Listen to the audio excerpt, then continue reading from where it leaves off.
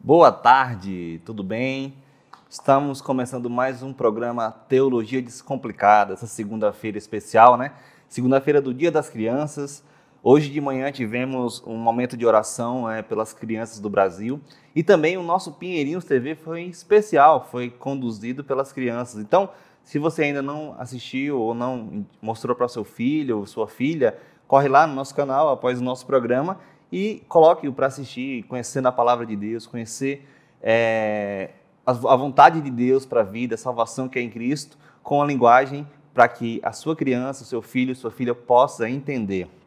Hoje nós estamos com um programa com um tema meio complicado, porque essa perspectiva sobre possessão demoníaca, ela é uma perspectiva muito embaraçada hoje, principalmente em meios neopentecostais. Então, o tema de hoje é possessão demoníaca, realidade ou atuação? O que você acha aí? Deixa aqui nos comentários a sua opinião sobre a possessão demoníaca, como ela é usada hoje, se é bíblica, se não é. E também a gente incentiva você que está participando conosco a mandar mensagem no chat da nossa transmissão aqui, de onde você é, de onde você está falando, e também para a gente conhecer um pouco mais de você. Então, coloque seus comentários aqui sobre o tema e também coloque algum tema que você acha que seja interessante, um tema que não seja clichê, para a gente poder falar por aqui. Talvez um tema que você envie para nós possa ser escolhido. Então, sem mais delongas, o nosso entrevistado de hoje é o reverendo Silvan Ramos. Ele é casado com a Daniele Thaís e é pai de 3 filhos e também avô de 2 netinhos. Ele é plantador de igreja e ele atualmente é pastor lá na igreja presbiteriana de Capim, ali na Paraíba. Ele é formado em teologia pelo Seminário Teológico Russell Shedd e também ele é pós-graduando, né? Na verdade, ele fez pós-graduação em teologia sistemática pelo Andrew Jump, nosso centro de pós-graduação aqui. Então, sem mais delongas, bom dia, boa tarde, reverendo Silvan, como é que você está? Boa tarde, tudo bem? Estamos bem, graças a Deus. Feliz pelo convite e queremos agradecer a você, né, que nós estudamos juntos aí, e um convite muito especial. E dizendo a você que é um tema realmente polêmico e que é a graça de Deus que vai nos ajudar nesta tarde. Amém, amém. E que Deus conduza todo esse processo aqui de entendimento sobre esse tema e que fique claro, né, porque o nosso propósito aqui, Silvan, é de fato trazer a teologia de uma maneira descomplicada para o nossa irmã que está nos assistindo entender mais e se aprofundar mais no conhecimento das Escrituras e que eles possam colocar em prática de fato, né?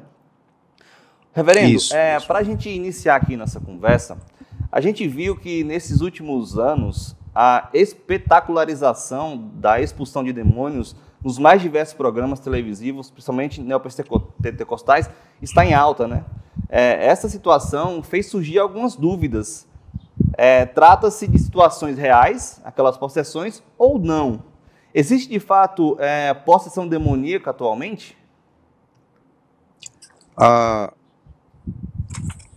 A pergunta é se existe.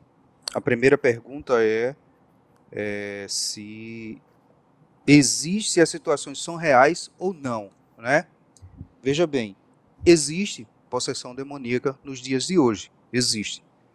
Agora, a gente precisa dividir, né, que não existe possessão demoníaca para crentes. Tanto é que essas igrejas neopentecostais, elas surgiram ali no meado dos anos 1970, e elas começaram com uma grande ênfase, que era a questão de entrevistar demônios. E eu não sei se você tem observado, ou alguém que está nos assistindo, que o que é que aconteceu. De uns 10 anos para cá, essa prática de entrevistar demônios, ela cessou. As igrejas não estão mais fazendo isso. As igrejas que praticavam esses atos, elas não estão mais fazendo isso. Então, a primeira pergunta é: algumas situações ou para não dizer na maioria das situações daqueles acontecimentos nas igrejas neopentecostais, elas não existiam. Eram arrumados, eram coisas baseadas nesse tipo, certo? E tanto é que nessas mesmas igrejas hoje isso já não. Então, e a segunda pergunta, existe pessoas demoníacas atualmente? Existe. E existe muitas, Samuel, muitas. Tanto é que é preciso se pregar o evangelho de Cristo, com poder, que é o poder de Deus e salvação para todo aquele que nele crer. Uma vez que esse evangelho é pregado e a pessoa que não resistiu à graça de Deus e aceitou a pregação desse evangelho, o demônio ou qualquer tipo de coisa que estiver nessa pessoa é automaticamente expulso. Porque o próprio Jesus, isso é uma palavra de Jesus, né? que ele tem a autoridade para expulsar demônios. E a gente vai ver que no Novo Testamento não existia essa prática de expulsar demônio de pessoas cristãs. Existia muitas, principalmente nos evangelhos sinóticos, um grande número de textos de expulsão de demônios, mas de pessoas que nunca se converteram a Cristo. Atualmente não utiliza mais esse método, né, para chamar as pessoas. Isso. Mas antigamente, principalmente no meados 90 ali, né, de fato a gente via muita filmagem sobre essas questões, né? Mas vamos lá, você falou pra gente que de fato existe, né? E aí eu pergunto para você, quais são os sinais de uma possessão demoníaca verdadeira? Existem várias, Samuel, existem várias. Entre elas, entre algumas, por exemplo, no Novo Testamento, a gente vê, por exemplo, eu usei um texto aqui, um texto importante aqui para a gente, que é aquele de Marcos capítulo 5, né, do Gadareno. É aquele homem que sofria demais ali na questão de estar amarrado, encurralado, vivia nos sepulcros. Existe possessão demoníaca de pessoas que não têm um comportamento leal com seus pais, na escola, Existem vários tipos de comportamento demoníaco, mas eu volto a dizer, de pessoas que não estão libertas por Cristo Jesus, que nunca passaram por uma experiência com Cristo. E essas especialidades dessas pessoas não merecem críticas, mas merecem um cuidado especial da pregação do Evangelho para que elas sejam libertas totalmente do poder das trevas, do poder das garras de Satanás, porque a Bíblia diz que Cristo nos transportou das trevas para o reino do Filho do seu amor. Então, essas pessoas que vivem com esses sinais, podemos dizer assim, sinais diabólicos, essas pessoas precisam ser libertas do poder, do poder das trevas, porque eles vivem nas trevas e quem atua nele é o espírito do filho da desobediência. Entendi. A gente olha, por exemplo, o exemplo lá de algum tipo de possessão demoníaca. É porque, Silvana, na nossa cabeça, né, na cabeça do crente comum, a gente vê que possessão demoníaca é só quando a pessoa se estribucha no chão, que baba pela boca.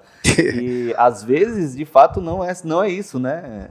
A gente olha, por exemplo, Judas. Judas estava possesso ali, né? Judas, caladinho na dele, traiu Jesus, foi lá, entregou Jesus, pegou as suas moedinhas, mas não estribuchou no chão. Então, eu creio que essa espetacularização trouxe para a gente, na mente do cristão comum, que toda possessão demoníaca a pessoa tem que estribuchar, a pessoa tem que, de fato, ficar assim, né?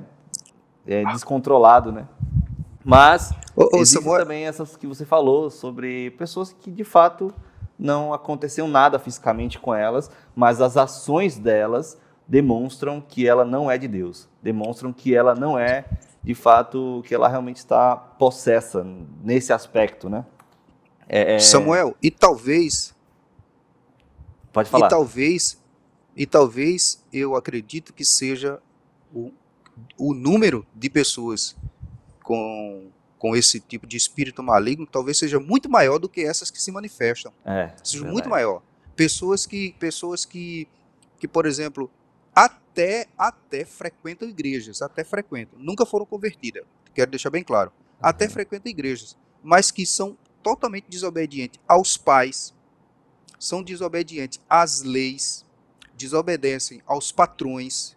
Tem pessoas, Samuel, tem pessoas no nosso meio, até que a gente conhece, talvez até você conheça, que ao longo de 10 anos já passou por 8, 7, 8 empregos, porque responde aos patrões, tem uma atitude totalmente diferente dos seres humanos naturais. Isso é demônio, isso não é algo natural na vida das pessoas.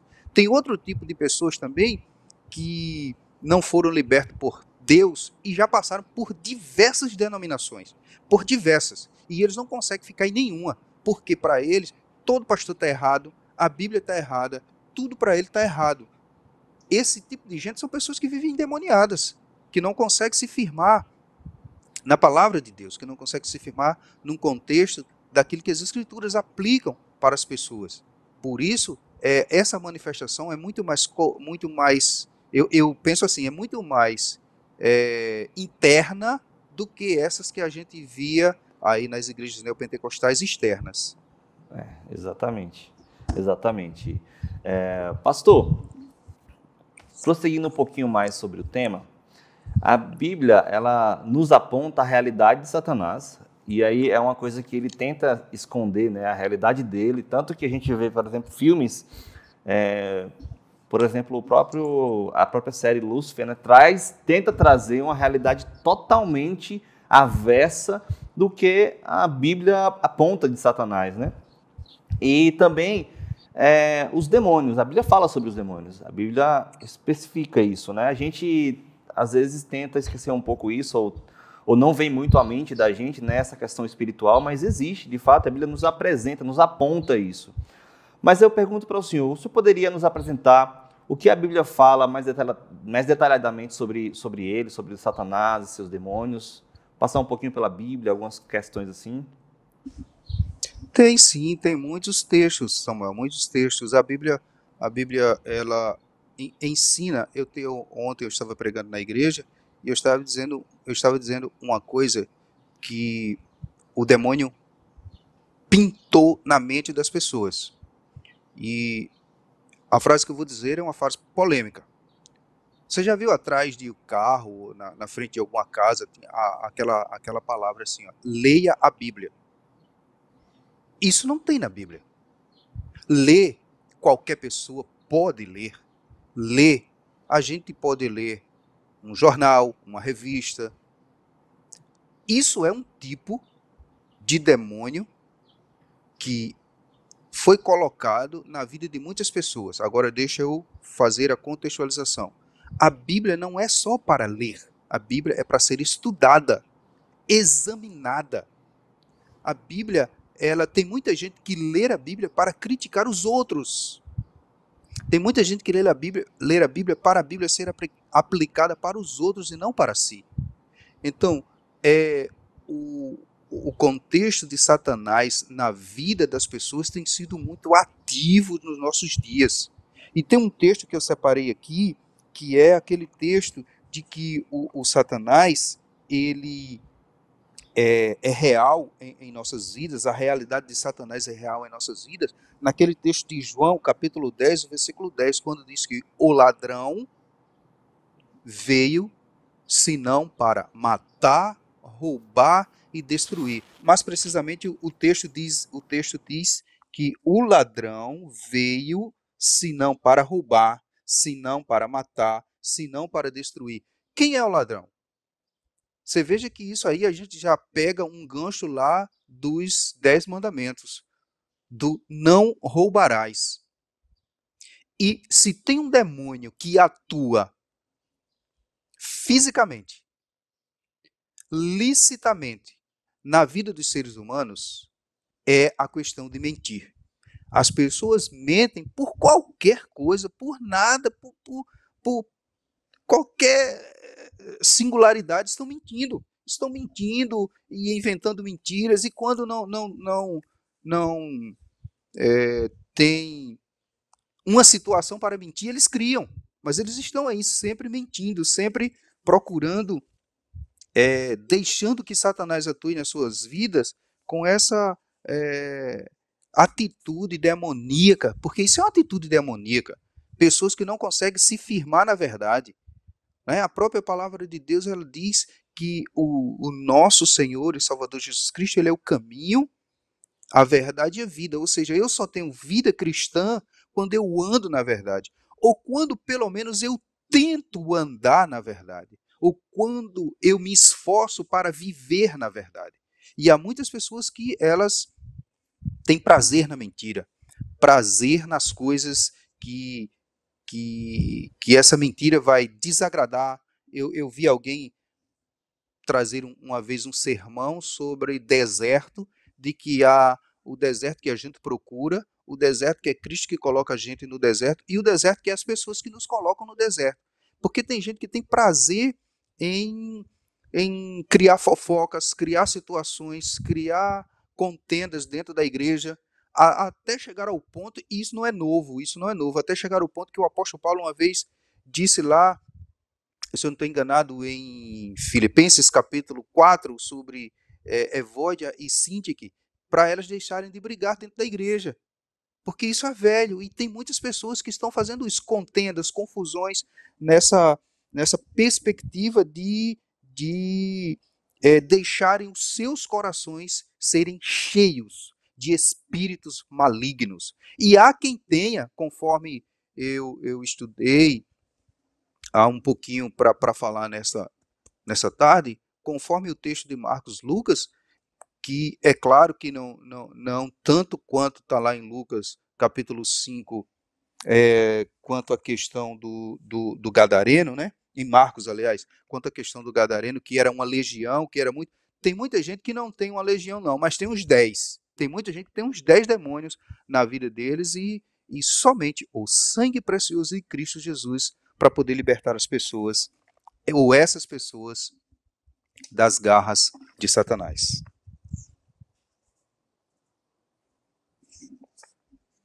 Espectadores, né, que primeiro, de fato, existiu essa espetacularização da possessão demoníaca.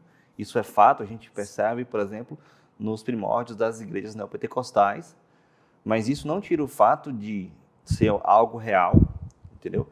A possessão demoníaca, de fato, é algo real. A gente vê na Bíblia situações que, de fato, elas eram externadas, né, com ações grotescas, e também a gente vê situações em que não existia nenhuma ação assim que demonstrasse uma possessão demoníaca, mas as atitudes da pessoa, sim, levaram ao entendimento de que ela estava possessa, de que ela estava realmente sendo usada por Satanás. E também, como o reverendo Silvan nos apresentou aí alguns exemplos, o Gadareno, por exemplo, a gente vê, de fato, o reverendo falando sobre que a atitude dele, né, de fato, externou essa possessão. E também a gente viu que a Bíblia nos apresenta a realidade de Satanás e também a realidade dos demônios. Mas, pastor, eu quero lhe perguntar de forma mais enfática sobre Satanás, assim, né? Qual é o propósito principal de Satanás para a vida dos homens? Talvez essa pergunta seja uma pergunta até bem surpresa, né, para nossos espectadores, mas que a gente normalmente só pergunta qual é o propósito de Cristo, né, para a vida dos homens. Mas nessa perspectiva bíblica, qual é o propósito principal de Satanás para a vida dos homens? Qual o propósito de Satanás na Bíblia? Eu vou botar no plural aqui, Samuel, na vida das pessoas. O que o diabo quer, o que Satanás quer, na verdade, Samuel, primeiro, Por exemplo, eu acho que começando de uma esfera mais superior, destruir famílias. Isso é uma particularidade do diabo. Primeiro porque ele não tem família. E tudo que ele quer é destruir famílias. Nunca se ouve um número de famílias destruídas tanto como se ouve nos últimos dias. E isso não vem diminuindo, vem crescendo. O propósito, o objetivo desse senhor chamado Satanás é destruir famílias, destruir vidas, destruir lares. Por isso que o texto que eu citei aqui, ele é muito claro quando diz que o ladrão veio senão para matar, roubar e destruir. É uma especialidade de Satanás. O objetivo dele é destruir pessoas, matar pessoas, e para isso ele vai usar os meios que ele conhece de cada indivíduo, de cada pessoa, de cada cidadão, de cada jovem, de cada criança, certo? O Satanás, ele usa, por exemplo, começando das crianças hoje, infelizmente, eu e você, hoje nós estamos usando aqui um material lícito e muito bom que deve ser usado, que é a internet, é o celular, né? É o YouTube, são os canais que estão disponíveis, que nos ajudou muito nesse tempo de pandemia. Ok. Porém, Satanás também tem usado. Satanás tem usado isso para atrair crianças. Para atrair crianças pequenas. Crianças de 2, 3, 4, até 5 anos. A cometerem suicídios. Tá certo? Se tem registros numerosos e grandes de crianças que, depois que passaram a ter um celular na mão, aumentaram os atos de desobediência contra seus pais e contra os outros. A educação fugiu de muitas famílias por causa do uso indevido do celular, que é uma arma que Satanás usa.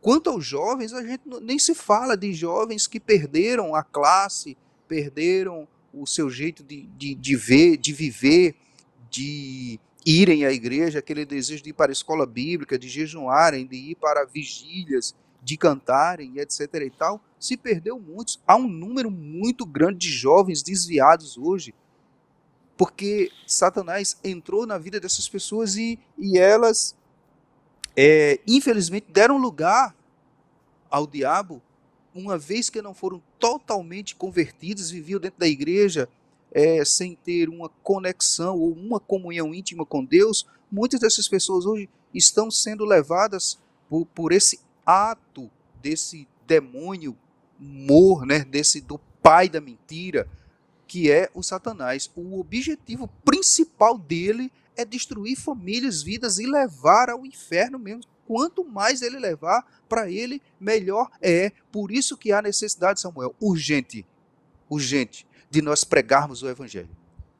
Eu estive pregando o Evangelho para um jovem recentemente, e depois de ter pregado o Evangelho para o jovem, depois dele ter se convertido, ele começou, estava eu e a minha esposa junto, e ele começou a dizer que já tinha assaltado, já tinha feito roubo, já tinha cometido atos ilícitos, já tinha sido preso, certo? E o que foi que o demônio que estava nele não era um demônio de virar os olhos, nem de etc e tal. Pregamos a palavra de Deus para ele quando ele foi para a igreja.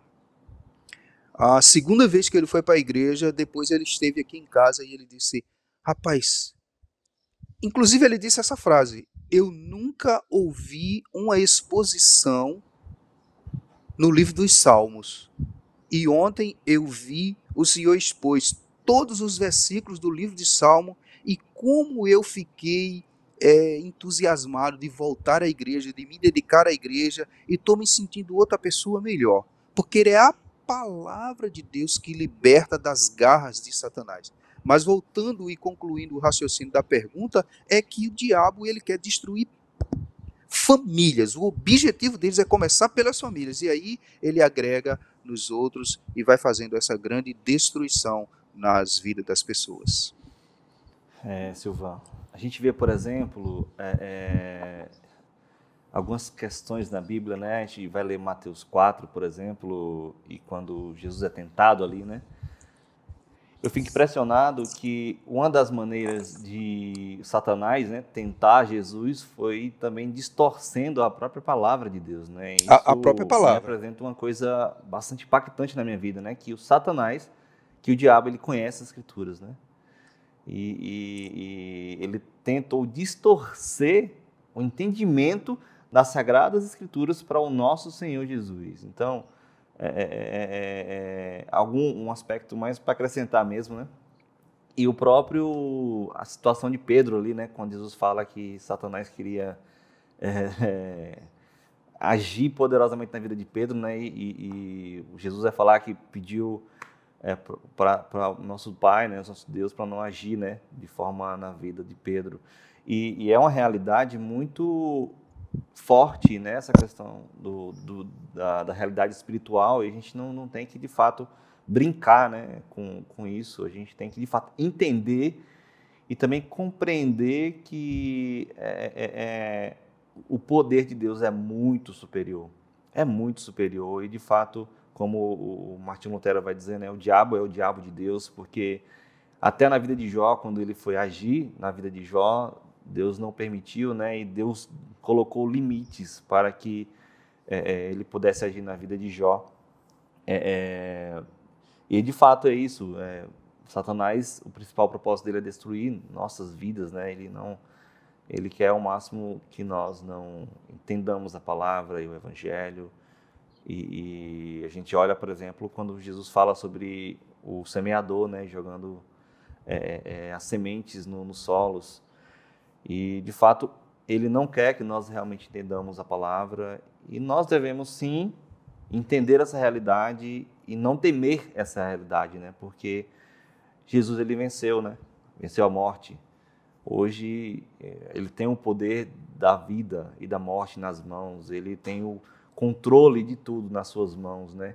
E a gente, como cristão, deve... E é por isso, Silvan, que trazendo situações e esses assuntos nos transportam, de fato, para entender melhor o poder de Deus, a ação poderosa de Deus nas nossas vidas e como ela é maravilhosa para nós, né? Como essa graça, de fato, superabunda em nossas vidas. E é por isso que devemos ser gratos mesmo, devemos ter o coração regozijado, entendendo de onde fomos tirados, né? Efésios 2 ali vai trazer uma realidade muito grotesca. Paulo falando para aqueles irmãos, olha, essa era a realidade de vocês e também as nossas realidades antes de Cristo, né? Então, que esse assunto não esmoreça a sua fé ou deixe você com medo dessa realidade espiritual, mas que, de fato, faça você entender o poder maravilhoso do Evangelho e de Cristo Jesus em nossas vidas. Silvan, falando um pouquinho mais sobre essa questão da possessão demoníaca, biblicamente, você já até ressaltou um pouquinho aí, pincelou um pouco para a gente, mas biblicamente, um cristão verdadeiro, ele pode ser possesso e, se não, ele pode exercer algum grau de influência na vida das pessoas? Biblicamente falando, um cristão não pode.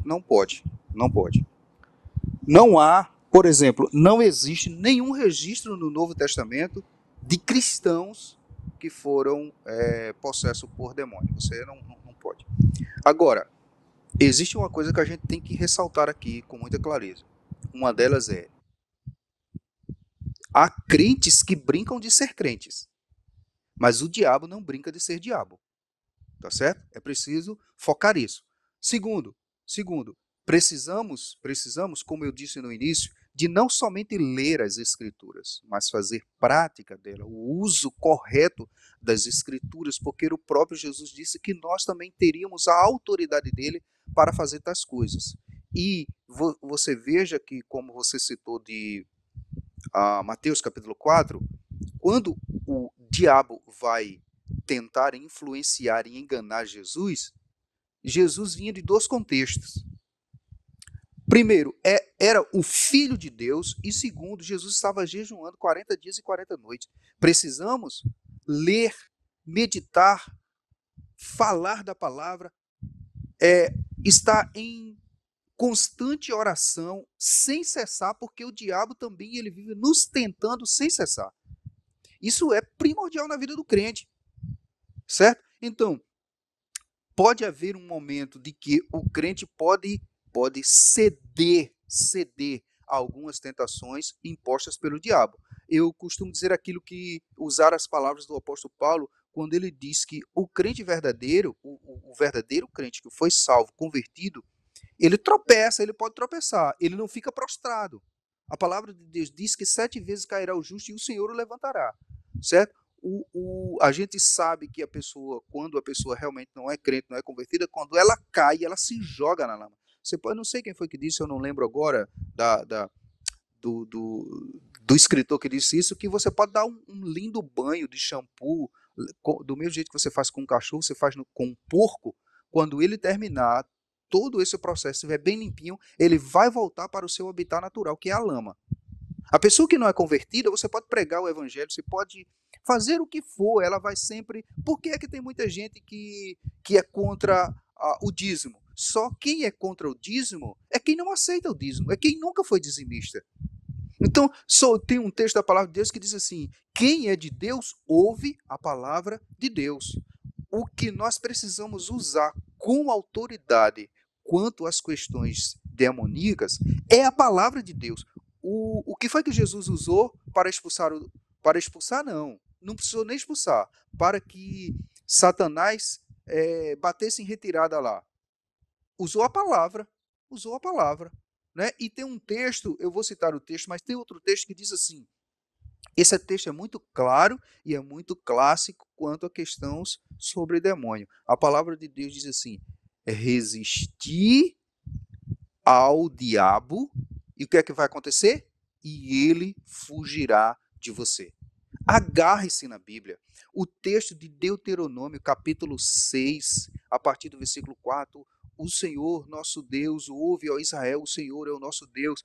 Pegue a palavra de Deus, leia ela, medite nela ao deitar, ao levantar, andando pelo caminho, inculque ela na sua vida, na vida dos seus filhos. Inclusive hoje é dia das crianças, né? 12 de outubro, faça isso com os seus filhos, lendo, aplicando. Não mande seus filhos ler a palavra de Deus, leia com ela. Ela vai levar isso para a escola, para a vida, para o cotidiano, e vai ser referência por onde ela estiver. E o diabo, assim que o diabo se aproximar de uma criança, de um jovem, de um adolescente, que tem em suas mãos a Bíblia na sua mente e no seu coração, aí aquele versículo vai ser cumprido automaticamente na vida desse crente. Resistir ao diabo e ele fugirá de vós. Então, quanto à influência, né, quem né, tenha influências no sentido de o que é que você está ouvindo? Se eu não estou enganado, me parece que foi o pregador Eclesiastes, ele disse que fez um concerto, ele fez uma aliança com seus olhos para ele não pecar contra Deus. O que é que nós de fato estamos vendo nesses últimos dias, Samuel? O que é que nós estamos escutando? Sabe, há igrejas que nós vamos, que quando a gente volta, a gente diz: rapaz, eu realmente fui em uma igreja? Porque não há exposição, nem há explicação e nem há aplicação das Sagradas Escrituras em algumas igrejas. Se não há nas igrejas, imagina na vida dos membros dessas igrejas. Eu preguei numa igreja outro dia, aqui próxima, Igreja Presbiteriana do Vale, e eu falei sobre a importância de nós adorarmos a Deus quanto ao nosso trabalho. Há uma influência muito grande nos dias atuais de crentes que querem dividir o santo do secular.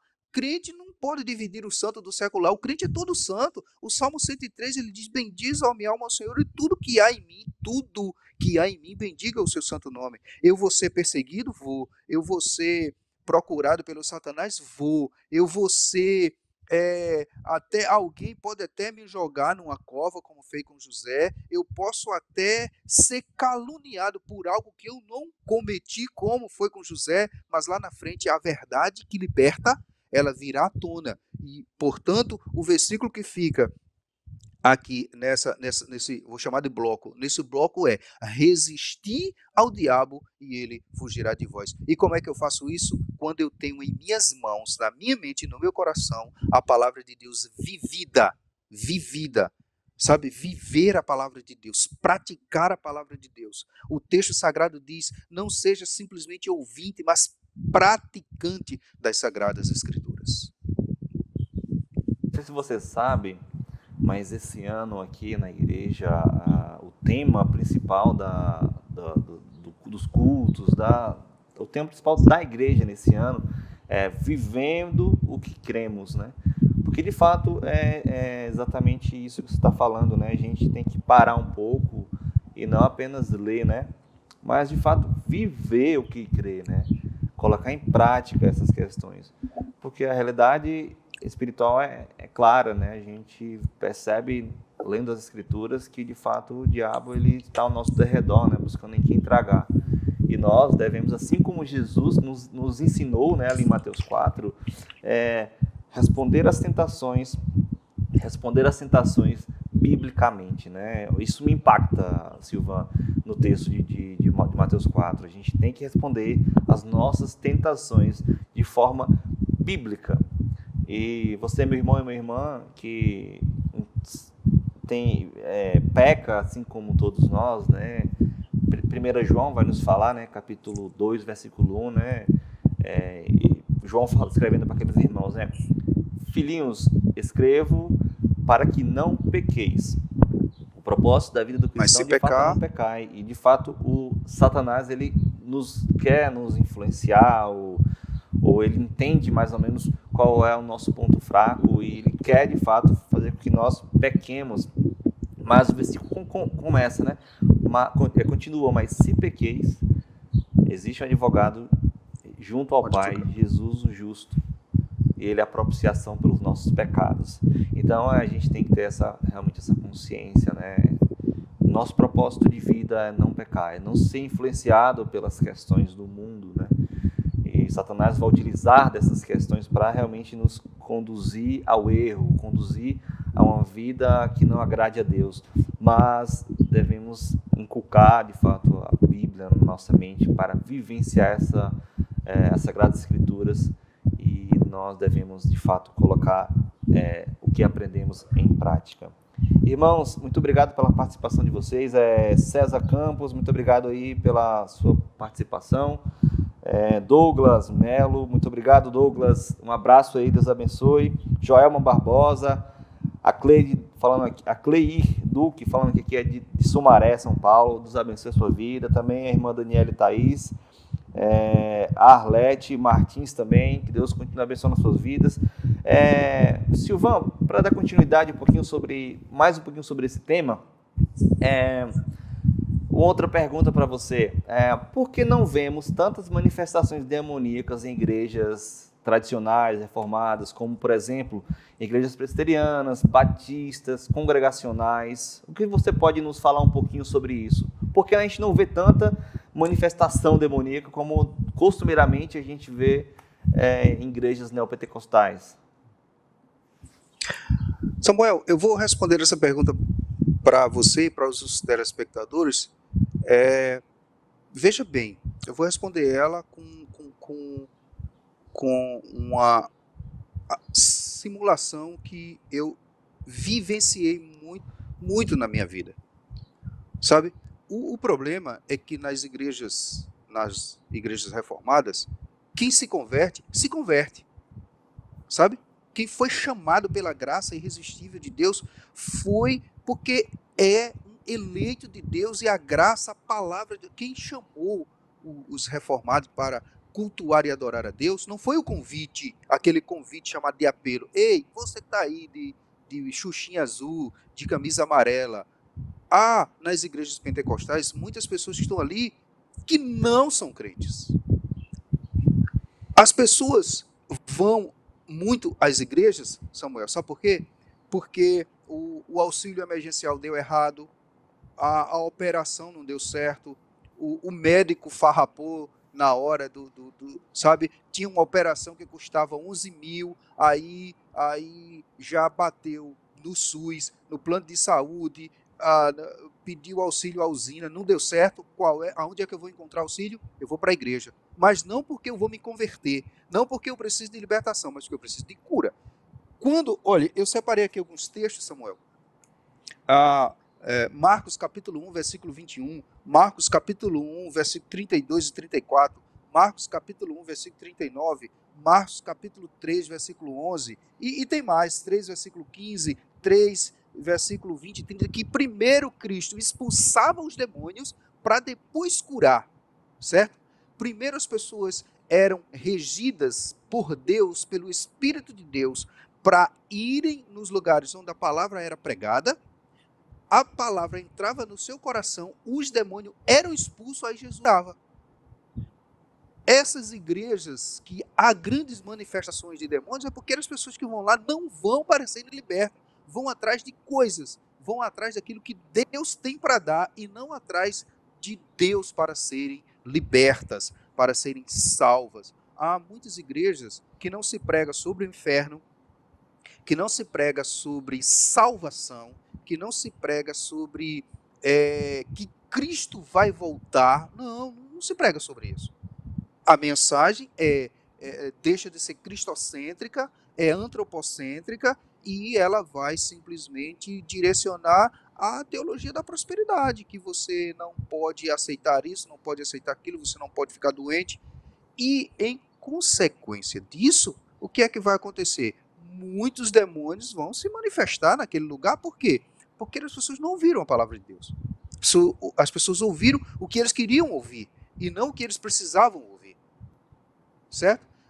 Geralmente, quando eu estou aconselhando casais, né, questões de briga e gente que está quase se divorciando e tal, chegam e dizem, olha, é o seguinte, vocês vieram a mim, não foi? Foi. Então vocês querem escutar o que é verdade ou querem escutar algo para vocês sair? O grande problema, Samuel, é que todo mundo, crentes ou não crentes, eles querem escutar a verdade. Eles até desejam.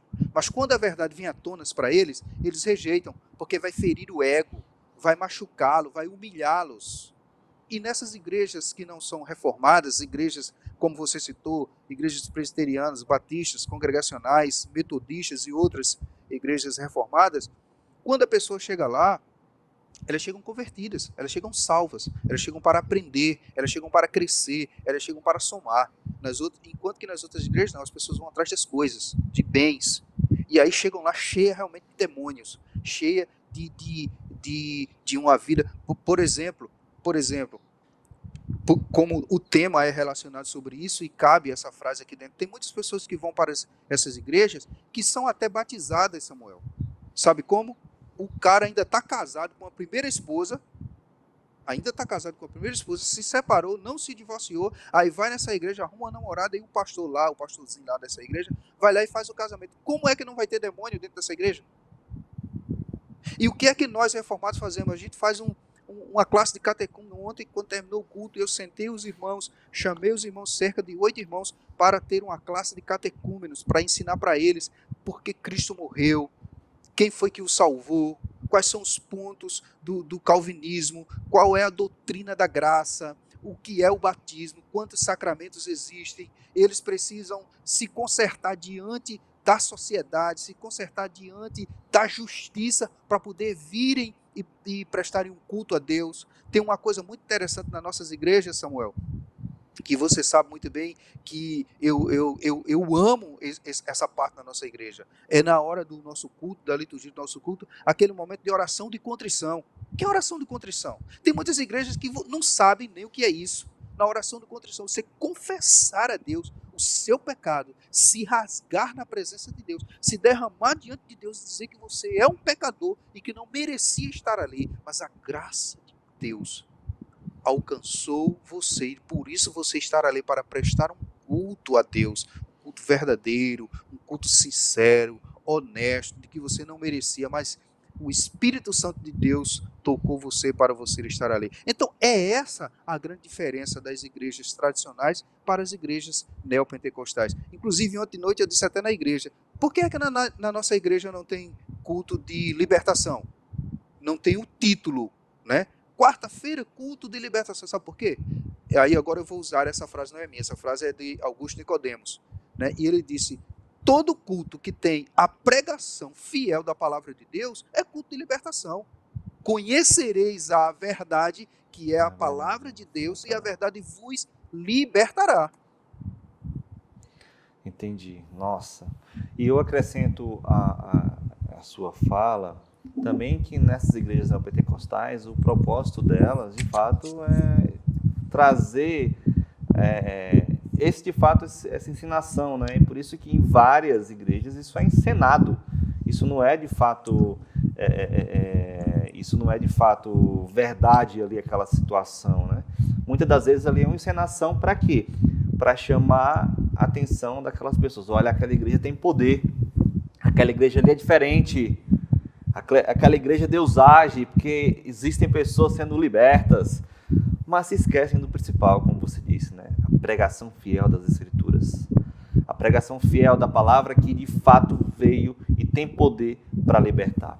A gente vê aqui, Silvano, na igreja, tem vários irmãos vindo de igrejas neopentecostais, e o que eu acho lindo em algumas eles falando, alguns testemunhos deles, né, falando, sabe como eu entendi o Evangelho, Samuel? Eu estava lendo a minha Bíblia, e eu retomei meus esforços para ler a Bíblia, compreender a Bíblia, estudar a Bíblia, e eu comecei a ver que em várias questões a determinada igreja estava agindo errado, não ensinava o que deveria ser ensinado, e eu comecei a ver vídeos de pastores que falavam, que pregavam de fato a verdadeira palavra de Deus, expondo a palavra, abrindo ela e mostrando nela que está de fato a verdade.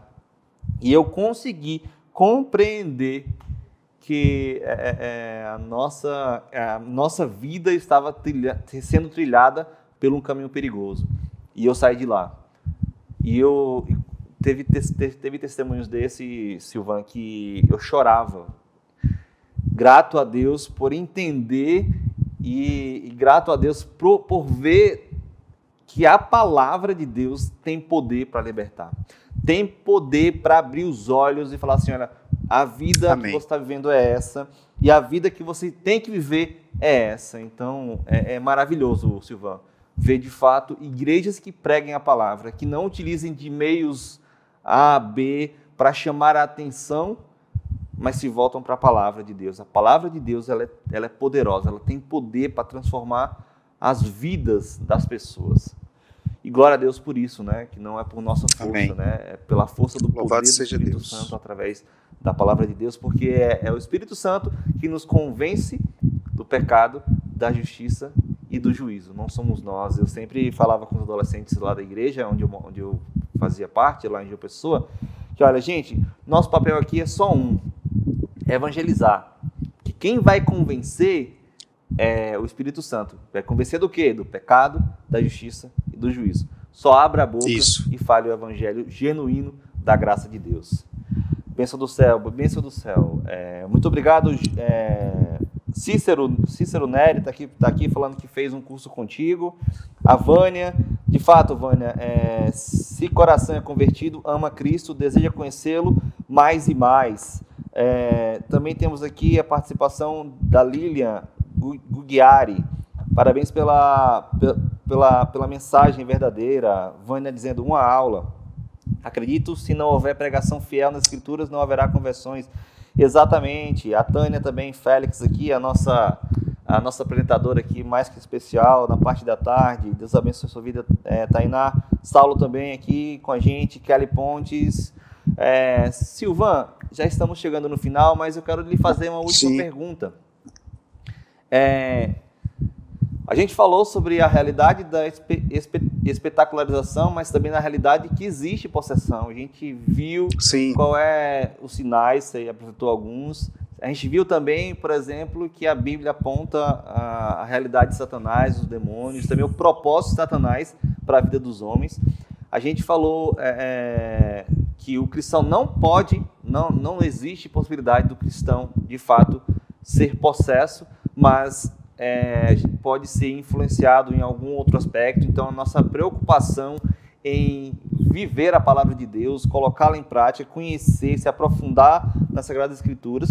A gente viu agora o porquê, né, das igrejas ditas reformadas, né, como presbiteriana, batista e congregacionais, de não ter tanta manifestação demoníaca. E a última pergunta é, tudo bem, eu vi tudo isso aí, mas como o cristão, como eu, como cristão, deve agir diante de uma possessão demoníaca? Pronto, eu fui lá e a pessoa está endemoniada. Como eu, cristão, devo agir naquela situação?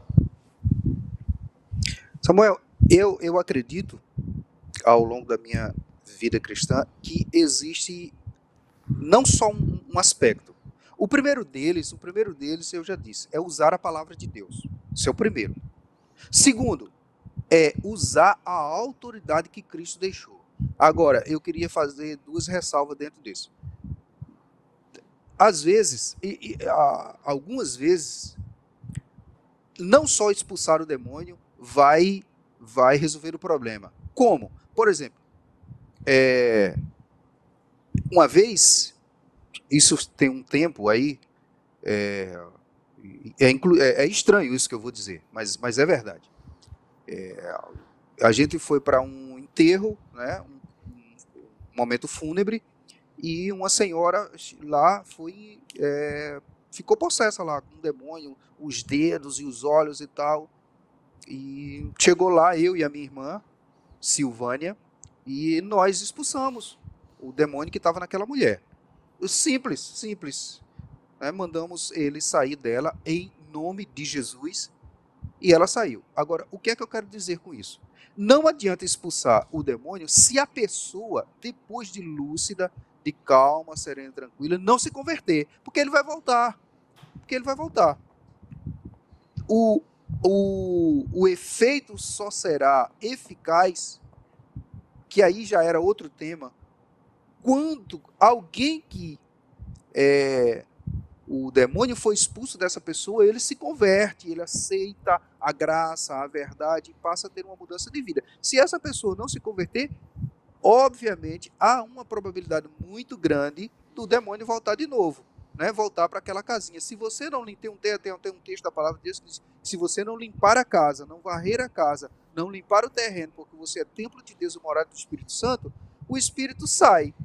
Ele vai, rodeia, ele não encontra lugar, ele volta e possivelmente ele vai trazer mais 7. Outro ponto, isso é o primeiro ponto. O outro ponto, existe demônio, Samuel, que você tem que expulsar com cautela, com autoridade, com cuidado e com sabedoria. Qual, pastor Silvano? Um bêbado. Você não vai orar por um bêbado, certo? Você vai perder tempo a orar por um bêbado. Você não vai orar por um bêbado, você não vai botar a mão na cabeça de um bêbado, porque não vai sair, não vai.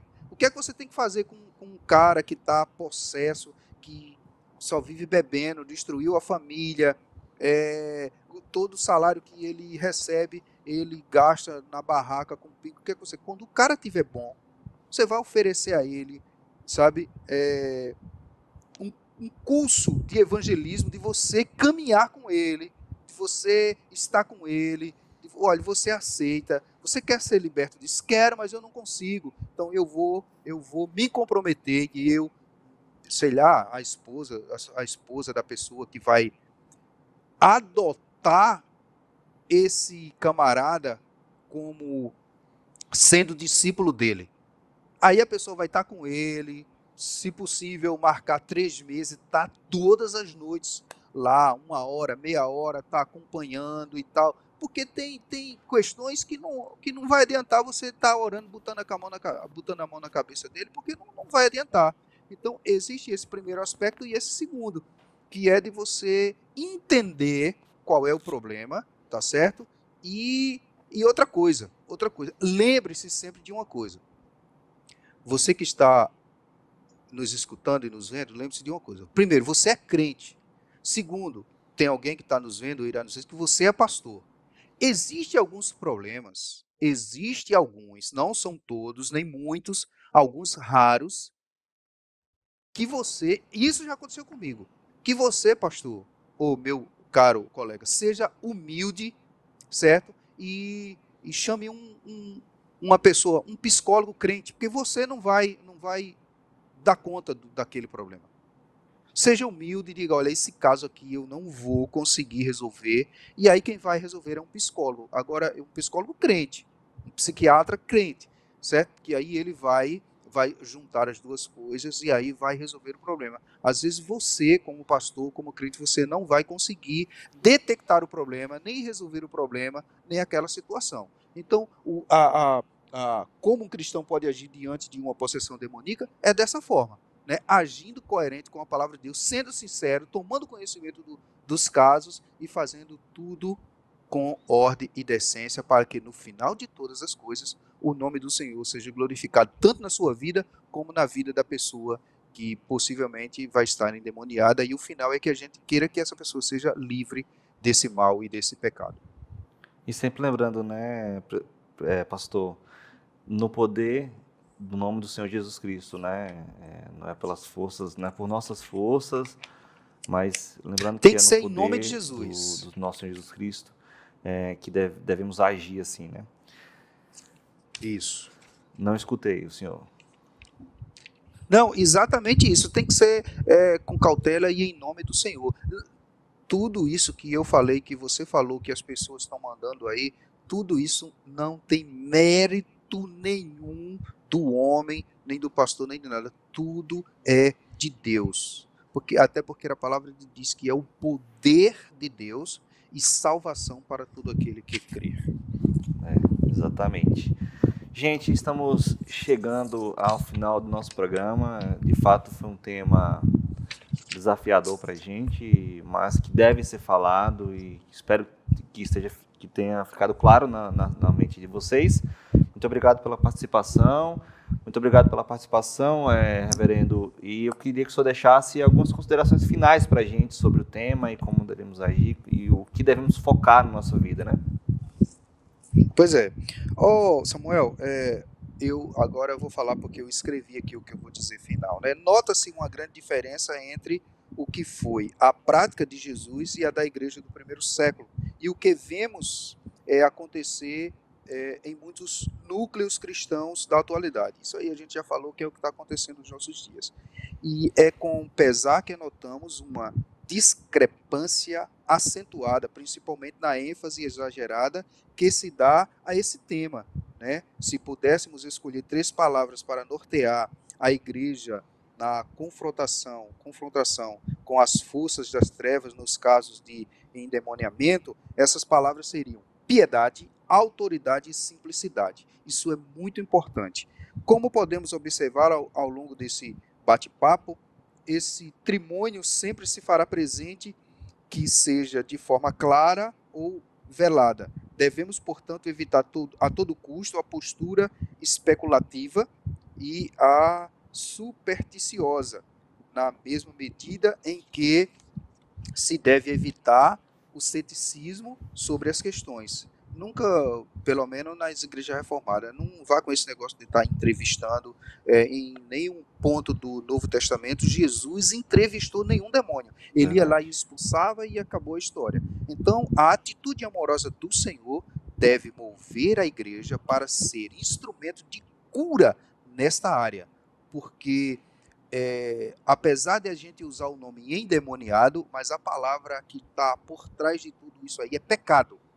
E todo pecador precisa ser curado pelo sangue precioso de Jesus. Cautela e moderação deve ser usada para balizar as ações, não necessariamente para evitá-las, porque não tem como a gente evitar, né? O discipulado envolve, neste e em qualquer aspecto da vida cristã, guardar todas as coisas que vos tenho ordenado. Mateus capítulo 28, versículo 20. E, finalmente, descansados nas promessas e na advertência do nosso Mestre. Alegrai-vos, não porque os espíritos se vos submetem, e sim porque o vosso nome está enrolado nos céus, e que comais o que bebais, ou que façais qualquer outra coisa, inclusive essas, que tudo seja feito para a glória de Deus. Eu quero ser grato a Deus pela sua vida, foram bons momentos que nós passamos junto ali no seminário, e com isso surgiu essa nossa amizade, né? E muito obrigado também por esse convite, apesar de que você me colocou numa casca de banana muito grande, mas a graça de Deus desceu sobre nós. Muito obrigado, Samuel, Deus te abençoe, um grande abraço, espero te ver em breve por aqui, meu amigo. Muito obrigado pela sua participação, Silvão. Foi realmente momentos muito especiais ali no seminário. Aprendemos muito juntos, né? E a gente até tinha uma brincadeira, né, de coracional presbiteriano, presbiteriano coracional. Isso, era. E que Deus continue abençoando a sua vida. De fato, foi abençoador esse momento aqui, para aprender mais da palavra, né? Para aprender mais um pouquinho de um tema tão relevante no dia de hoje, né? Conhecer de fato o que a Bíblia vai falar sobre ele, e que Deus continue abençoando o seu ministério e plantando a igreja em Capim, e que dê muitos frutos, e que Deus haja poderosamente com graça nessa cidade, e que haja muita conversão, entendendo que é Deus que faz o agir, né? Que Deus que dá o crescimento, e confiados nele, né? Que nos chamou, nos comissionou a fazer o trabalho que ele tem nos direcionado. Que Deus abençoe a sua vida, Silvão. Tchau, tchau, viu? Amém. Tchau, tchau. Deus abençoe. E você, meu querido irmão, irmã que está aqui conosco, ficamos felizes com a sua participação, muitas pessoas interagindo aqui no nosso chat. Que Deus continue abençoando a sua vida. Ficamos por aqui, mas a semana que vem tem mais, mas não acabou, né? Hoje, às 20 horas, nós teremos o Conexão com Deus, com o pastor Arival Dias Casimiro, e ele vai trazer um tema relevante para a nossa vida, investindo no tesouro celestial. Então, se você não conseguiu sua vaga aqui no culto presencial, nos assista aí pela TV, nos assista aí pelo nosso canal do YouTube, que o culto será transmitido. E também não se esqueça, amanhã, às 10 horas, no Manhã em PP, nós teremos a Lídia Dickel e também o Pedro Cera. Então, que Deus abençoe essa semana, que essa semana seja uma semana maravilhosa em sua vida, que você não perca momentos especiais de meditação nas Sagradas Escrituras. Deus abençoe sua semana.